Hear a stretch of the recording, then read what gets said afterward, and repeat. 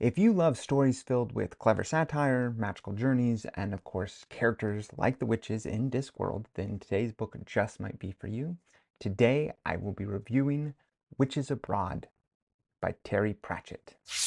Welcome to Spencer Reads Everything. I'm your host, Spencer Duncan, and today we're taking a look at the 12th novel in the iconic Discworld series, and this is the third book in the Witches sub-series. And so this is, of course, going to continue with the formidable witch trio of Granny Weatherwax, Nanny Ogg, and I said her name is Magrat Garlick, forgetting that you find out that the pronunciation is Magrat, because it's Discworld, so why not? So Magrat Garlick. This book, of course, takes readers on an adventure that is both going to be an incredible parody of classic fairy tales, and it is going to provide some really insightful looks at stories and their power. And as usual, since I am going back and doing every book in this series that I've read until I catch up with the one that I'm currently on, I am trying to give a relatively thorough summary of the books. I think one of the values of these videos is to help people better understand what exactly is going on in each of these books, especially since most of these books, they're not quite standalone novels.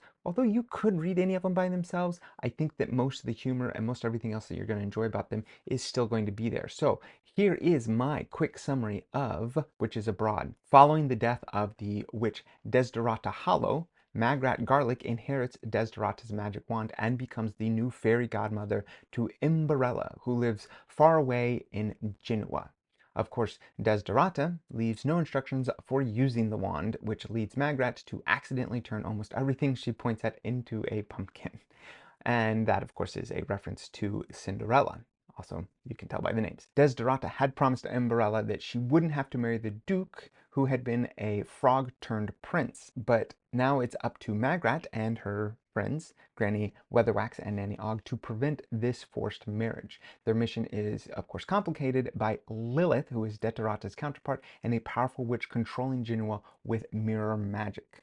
The trio faces many misadventures on their journey, including a run-in with a vampire, which Nanny's cat Grebo devours in bat form. I don't know if I've talked about Grebo before. He is a very fascinating addition to the book series. And of course, there's a chaotic festival and a house falling on Nanny's head, in reference to the Wizard of Oz.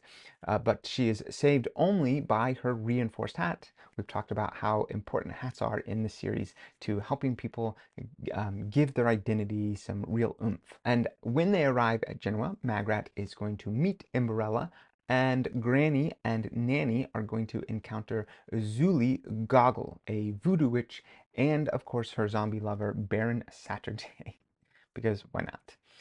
It leads to some very interesting characters and a whole lot of references to fairy tales in this. Magrat learns that Imberella has two fairy godmothers, of course herself, but then Lilith, who has been the one manipulating all the stories, including, this whole Cinderella-like tale that's going on in Genoa. And Lilith is revealed to be Granny's older sister, who even jailed people for crimes against stories. Granny hypnotizes Magrat to attend the ball as Imberella, with Grebo transformed into human form for assistance, which again, very humorous. And when the glass slippers don't fit, the witches are exposed and imprisoned, but are later freed by Imberella. Mrs. Goggle and Baron Saturday, and Casanunda, who is a dwarf and a renowned lover, and the Duke reverts to a frog under magical pressure and is actually trampled by Baron Saturday. This, of course, all prompts Lilith to flee, and Granny pursues her, overcoming Mrs. Goggle's voodoo interference by using psychological trickery and fire, which is, again, a reference to her headology, her favorite form of magic. And Imberella, revealed as the rightful Duchess of Genoa, cancels the ball in favor of a Mardi Gras parade. And Granny ultimately traps Lilith in a mirror, unable to find herself, and the witches return home after Magrat throws the wand into a river, learning that true magic takes more than just wishing. The trio then travel back the long way to see the elephant.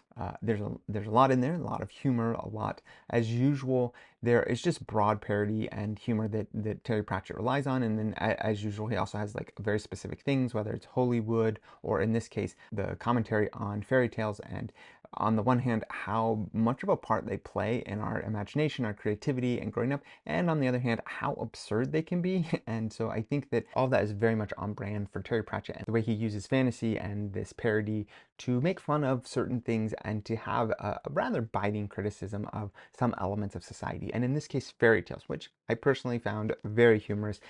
There's a lot of characters in all of his books, but I feel like this book has some of the best one-off characters, or just the moments where Grebo is a stand-in and is a cat turned into human form, and just it does make for very funny scenes. And my favorite are all the little one-liners that you'll get in there that just are it shows Terry Pratchett's wit and his humor. Who is this for? Well, I would say that as part of the Witches series, most people that are still curious about Discworld, or whether they really want to dig into it, this is a good series to start with. That being said, it's the third one in the series. You probably want to go back and read the first two, although probably don't have to. There is some elements of through lines, but again, I think the gist of it is still going to be there. I think you'd be completely capable of understanding what's going on and still appreciate it for the most part. But I do think the more books that you've read in the Discworld series, the more you can appreciate the world that Terry Pratchett has built out.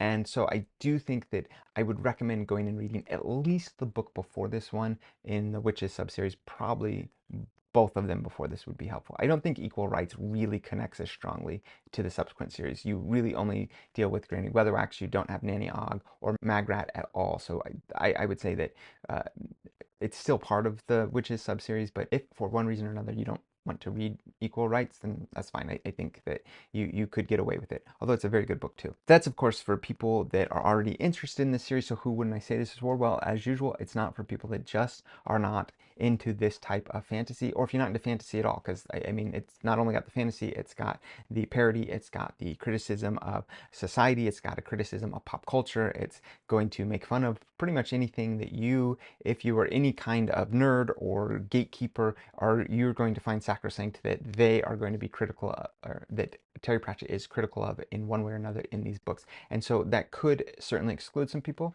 and so I would say it's not going to be for you. I've said this before, I do think that the Discworld fandom is a fascinating fandom to be part of.